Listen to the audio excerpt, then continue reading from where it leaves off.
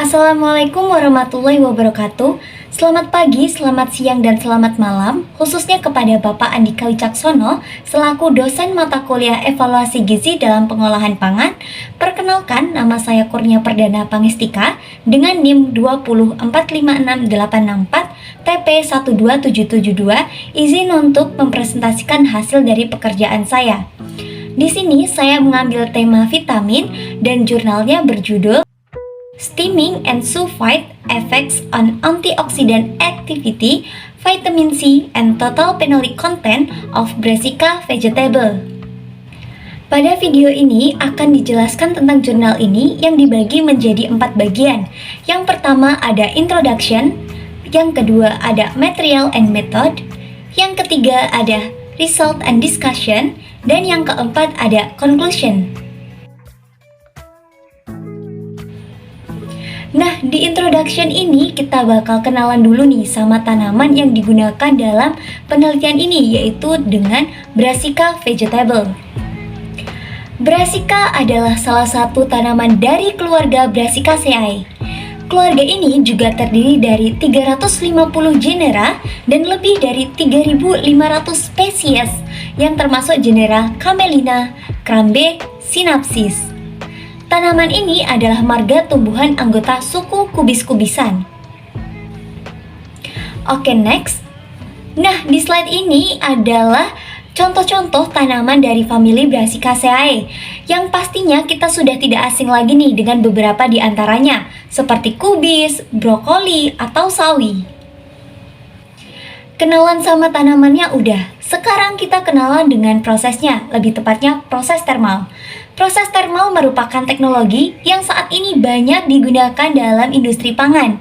Prinsipnya adalah penggunaan suhu untuk mengurangi sejumlah populasi mikroba yang terdapat dalam suatu produk pangan. Nah, tapi efek samping dari perlakuan panas yang intens umumnya mengakibatkan perubahan sifat fisikokimia. Oleh karena itu, dipikirkanlah bagaimana sih cara untuk mengurangi reduksi gizi atau nutrisi tetapi tetap steril. Nah, di antaranya ada proses steaming atau pengukus dan sulfite. Steaming atau pengukusan adalah pengolahan bahan pangan melalui pemanasan menggunakan uap air dalam wadah tertutup. Kemudian, sulfite yang mungkin masih sedikit asing, yaitu cara memasak dengan memasukkan bahan ke dalam kantong kedap udara dan dengan suhu rendah dalam waktu yang panjang. Kemudian kantong plastik yang mengandung bahan makanan diletakkan dalam air panas sekitar 60 derajat ke atas. Dan penelitian ini mengkaji pengaruh proses termal, khususnya steaming and sulfite, dalam prosesnya terhadap warna, aktivitas antioksidan, kandungan vitamin C, dan total fenol pada 6 sayuran Brassica.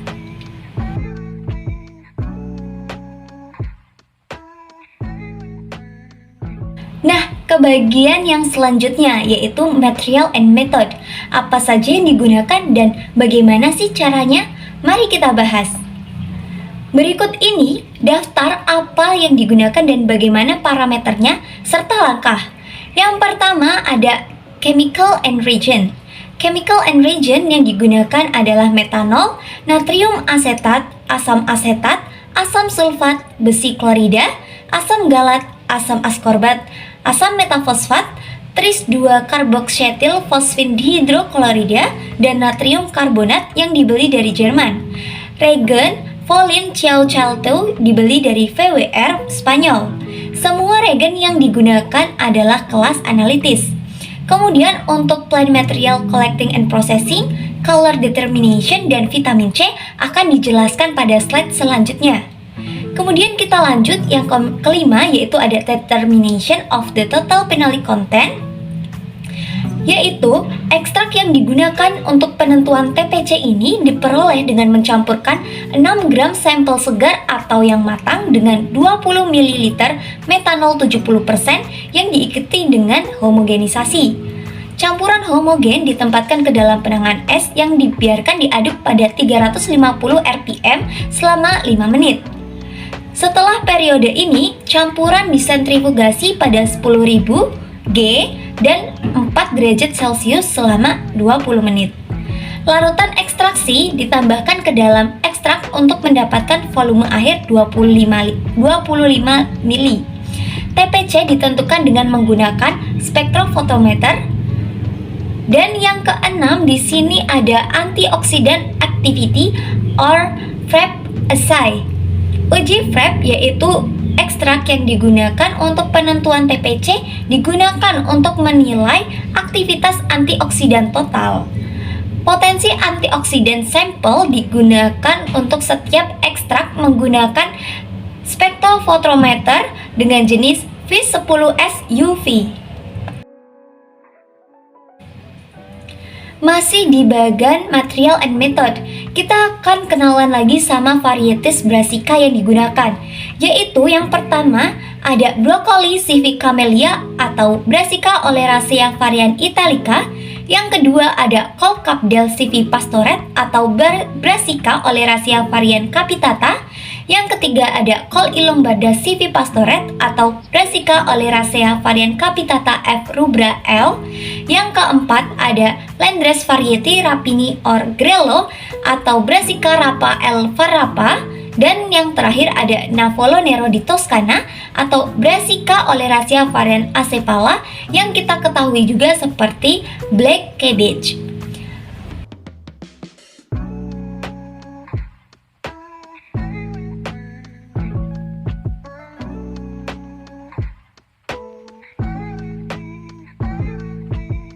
Nah, selanjutnya bagaimana sih collecting and processingnya?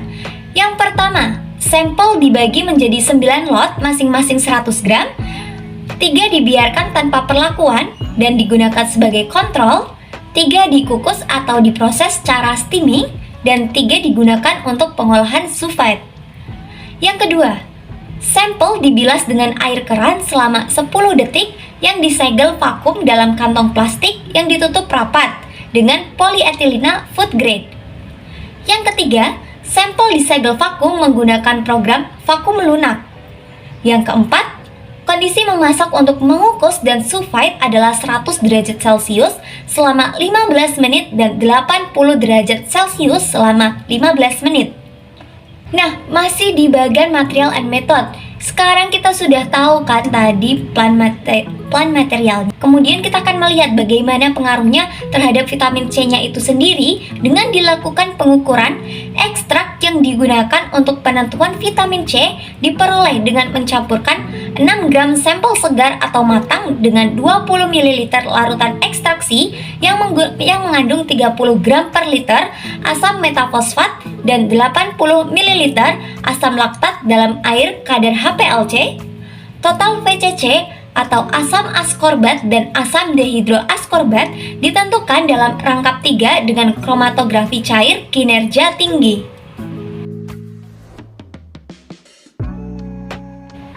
Oke, dalam pembahasan terakhir di material and method ini ada color determination. Nilai CEE direkam dengan huruf L bintang yang menunjukkan keringanan, huruf A bintang yang menunjukkan redness atau greenness, huruf B bintang yang menunjukkan yellowness or blueness, dan total color difference yang ditunjukkan dengan sigma E, chroma yang ditunjukkan dengan huruf C bintang AB, dan hue yang ditunjukkan dengan huruf HAB. Oke, kita akan memasuki bagian yang ketiga yaitu result and discussion. Di bagian ini kita akan mengetahui efek dari proses thermal terhadap beberapa indikator. Yang pertama yaitu efek proses thermal terhadap warna. Nah, oke, next. Nah, bahwa proses thermal ini tidak terlalu mempengaruhi keringanan dari sampel yang telah dievaluasi. Oke, kita next. Nah, dalam studi atau pengkajian ini bisa dilihat dari tabel bahwa mengukus menghasilkan peningkatan A bintang atau redness atau greenness untuk sayuran jenis Grello dan mengakibatkan pengurangan A bintang atau redness atau greenness bagi sayuran jenis Col Lombarda civipastoret. Selain itu, baik mengukus dan sulfite itu mengakibatkan penurunan nilai HAB atau HU bagi beberapa sayuran termasuk Broccoli civicamellia dan Cavolo Nero di Toscana. Nah, pada tabel 1 ini juga tertampilkan bahwa different letters indicate significant differences between treatments. Jadi di antara ketiga treatment di atas, yaitu raw, steaming, and sulfite, jika menunjukkan pangkat huruf yang sama, berarti tidak ada perbedaan yang sangat besar. Tetapi jika menunjukkan pangkat huruf yang berbeda, adanya perbedaan yang sangat signifikan. Penurunan HAB biasanya dikaitkan dengan hilangnya kehijauan. Nah, hilangnya kehijauan ini diamati selama proses termal pada sayuran dan disebabkan oleh konversi klorofil menjadi peopitin dan piropeopitin. Zat-zat ini mengubah warna sayuran dari hijau terang menjadi warna hijau zaitun, atau juga bisa disebabkan oleh hilangnya udara dan gas terlarut lainnya setelah proses termal. Kemudian, proses tersebut atau proses termal ini mempengaruhi reflektansi permukaan produk serta penetrasi cahaya dalam mempengaruhi persepsi warna. Nah, selanjutnya sebagai contoh bisa dilihat dari tabel 1 bahwa ada nih nilai CAB atau kroma. Kroma adalah indikator kuantitatif warna. Kroma diukur untuk sayuran yang tercantum dalam tabel 1 dan bisa dilihat nih salah satu contohnya yaitu ada sayur jenis Calenero di Toscana yang memiliki nilai atau indeks sulfite dan steaming yang lebih tinggi dibandingkan dari sampel segarnya. Kemudian ada contoh lagi nih yaitu dari sayuran jenis Col Ilumbarda Civipastoret yang menunjukkan adanya penurunan intensitas warna dan mengakibatkan HAB-nya berkurang. Oke, next kita ke slide berikutnya, yaitu di sini ada gambar dari sayuran jenis cauliflower Civipastoret dan Colcapdale Civipastoret sebelum dan sesudah diproses dengan proses termal yaitu steaming dan sulfite. Bisa dilihat nih untuk contoh yang cauliflower bahwa warnanya itu semakin gelap atau semakin redup daripada sampel yang masih segar dan kelihatannya tuh warnanya masih baik. Sedangkan untuk sayuran yang jenis Colcapdale Civipastoret adanya sedikit reduksi warna tetapi masih menunjukkan kalau sayuran tersebut setelah diproses termal itu masih kelihatan baik.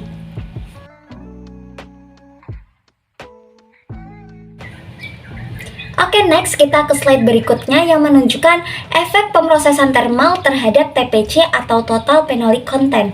Kita akan membahas sedikit nih tentang TPC dari sampel yang diamati. Senyawa fenolik yang terkandung dalam tanaman memiliki sifat redoks dan sifat tersebut memungkinkan mereka bertindak sebagai antioksidan. Secara umum nih diterima bahwa pemrosesan termal dapat mendegradasi fenolik dan senyawa lainnya. Pemrosesan termal secara signifikan mengurangi TPC pada sayuran yang dipelajari. Oke, kita next ke slide berikutnya. Nah, di sini ada slide yang menunjukkan grafik perubahan TPC antara fresh vegetable dengan sayuran yang sudah diproses. Pemrosesan termal kan secara signifikan ya mengurangi TPC dari sayuran yang telah dievaluasi, yang ditunjukkan dengan huruf yang berbeda dari A ke B seperti yang ada di grafik. Kemudian pada grafik ini tidak ada perbedaan yang diamati antara kehilangan senyawa fenolik setelah pengukusan dan pemasakan secara sulfite untuk sebagian besar sampel yang dievaluasi. Seperti yang kita lihat nih bahwa dari sulfite dan steaming itu menunjukkan huruf yang sama yaitu B, yang berarti tidak ada perbedaan yang cukup berarti kecuali pada variety Grello yang menunjukkan adanya perbedaan yang cukup signifikan di antara fresh, kemudian yang sudah diproses secara steaming dan yang sudah diproses secara sulfite. Nah, kita akan memasuki ke bagian yang selanjutnya yaitu efek proses termal terhadap vitamin C atau VCC. Nah, sebenarnya vitamin C ini apa sih? Vitamin C adalah vitamin penting yang sangat larut dalam air dan juga dikenal sebagai asam askorbat. Oksigen merupakan salah satu faktor yang paling menentukan dari degradasi vitamin C. Konsentrasi vitamin C dalam darah merupakan biomarker yang sangat baik untuk konsumsi buah dan sayur, serta memberikan perkiraan yang lebih baik dari konsentrasi yang tersedia untuk sel. Kemudian menurut Gambos Santos 2013, VCC antara sayuran atau antara brassica vegetable ini sangat bervariasi di antara subspesies mereka. Nah, bisa dilihat juga nih di grafik ini bahwa dengan ketiga treatment, yaitu dengan sampel yang masih segar, dengan proses steaming, dan dengan proses sulfite, itu memang ada perbedaan yang menunjukkan adanya penurunan atau kehilangan vitamin C-nya. Tetapi dari kedua prosesnya, yaitu steaming dan sulfite, tidak ada perbedaan yang sangat berarti kecuali pada sampel Kolkapdel CV Pastoret. Dan juga bisa dilihat juga pada sampel Calenero di Toscana bahwa proses sulfite ini lebih baik nih untuk meminimalisir kehilangan vitamin C. Calenero di Toscana itu memang hasilnya tuh sangat berkorelasi baik dengan salah satu teori yang ditemukan oleh peneliti yang bernama Baartset tahun 2010 yang hasilnya itu berkorelasi baik untuk menyarankan proses pengolahan secara sulfite ini sebagai metode memasak yang ideal untuk meminimalkan kehilangan nutrisi dan fitokimia. Kita ke slide berikutnya, yaitu efek pengolahan terhadap aktivitas antioksidan pada sayuran ini. Oke, next kita ke slide berikutnya. Nah, studi ini juga mengevaluasi potensi antioksidan in vitro dari beberapa spesies Brassica menggunakan uji FRAP. Seperti yang tadi sudah dijelaskan bahwa memang ada beberapa sampel sayuran dari jenis ini yang tidak menunjukkan adanya perbedaan. Nah, yang tidak ada perbedaan yang telah diamati diantaranya ada Broccoli CV camelina, ada Cavolo Nero di Toscana, dan ada Kolkapdel CV Pastoret yang telah diteliti atau yang telah dihitung dalam aktivitas antioksidan setelah proses pengukusan dan sulfite. Sedangkan pada Grillo dan Col Illumbada CV Pastoret itu menunjukkan hilangnya potensi antioksidan yang lebih tinggi setelah pemrosesan secara sulfite bila dibandingkan dengan hilangnya potensi secara pengukusan. Nah, kenapa sih hal ini tuh terjadi padahal sampelnya itu masih dalam satu famili? Hal ini terjadi karena menurut Tan dan Lim tahun 2015, variabilitas yang diamati dalam aktivitas antioksidan dapat disebabkan oleh keragaman luas senyawa kimia yang ada dalam ekstrak tumbuhan dan hasil yang bervariasi diperoleh dengan menggunakan uji kapasitas antioksidan yang berbeda. Oke, next kita ke bagian yang terakhir atau ke bagian conclusion atau kesimpulan. Ada beberapa hal yang bisa disimpulkan dari penelitian ini. Yang pertama, memasak atau proses thermal mengakibatkan hilangnya kehijauan untuk beberapa sayuran yang disebabkan oleh degradasi klorofil. Namun, perbedaan yang diamati tidak terlalu signifikan nih di antara Brassica vegetable tersebut, yang mana setelah proses pengukusan atau setelah proses sulfite ini menunjukkan keadaan yang seimbang. Kemudian yang kedua, ada kandungan polifenol dan vitamin C-nya itu bervariasi secara signifikan antara subspesies, yang mana berbeda-beda. Sampel segar yang tidak diolah itu menunjukkan kadar polifenol dan vitamin C masih lebih tinggi dibandingkan dengan kadar yang sudah diolah. Kemudian yang ketiga yaitu proses thermal mengakibatkan kehilangan besar senyawa fenolik dan vitamin C. Optimalisasi kondisi thermal tersebut dapat mengakibatkan berkurangnya kehilangan senyawa bergizi lainnya, tetapi juga disebabkan dan dipengaruhi oleh variabilitas masing-masing.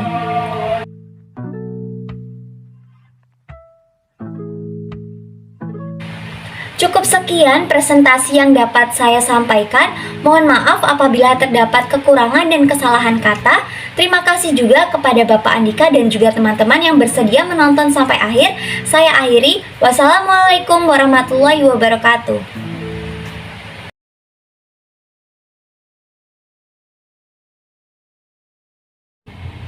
Baik, terima kasih atas pertanyaan yang diajukan. Saya akan mencoba menjawabnya. Pertanyaan pertama adalah, mengapa sebelum perlakuan steaming and sulfite, sampel dicuci selama 10 detik? Apakah ada alasan mengapa harus 10 detik? Jadi memang ada beberapa alasan mengapa Brassica vegetable itu dilakukan pencucian terlebih dahulu, yaitu yang pertama untuk membersihkannya dari kotoran yang menempel seperti kontaminan pada tanah, sebelum akhirnya nanti diolah menggunakan proses thermal yaitu steaming and sulfite. Selain itu juga untuk membersihkannya dari ancaman pestisida. Kan kita nggak tahu apakah sampel yang diambil itu adalah tanaman hidroponik atau bukan, sehingga kita perlu untuk melakukan upaya preventif, yaitu dengan mencucinya terlebih dahulu untuk menghilangkan bahan-bahan pestisida. Kemudian alasan dilakukannya proses pencucian selama 10 detik yaitu untuk menyamaratakan perlakuan. Proses pencucian bagi beberapa sampel sayuran brassica yang nantinya digunakan sebagai variabel tetap dan untuk memiliki awalan yang sama untuk proses pengolahan steaming and sulfite agar tidak mempengaruhi hasilnya, karena kan yang kita teliti itu adalah proses termalnya, yaitu steaming and sulfite, seperti itu. Baik, ke pertanyaan selanjutnya yaitu, apakah ada hubungan antara warna dalam sampel setelah diujikan dengan kandungan vitamin C? Ya, memang ada hubungan dan keterkaitan antara warna dalam sampel dengan kandungan vitamin C. Sebagai contoh, bisa dilihat di grafik vitamin C yang menunjukkan bahwa sebagian besar dari ke-6 varieties brassica vegetable memang mengalami penurunan kandungan vitamin C dari yang sampel mentah dengan sampel yang sudah diberikan perlakuan steaming and sulfite.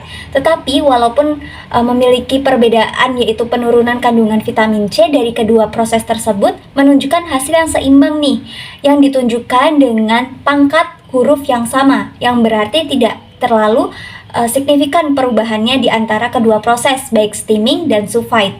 Kemudian apa sih hubungannya dengan efek proses termal di aspek warna?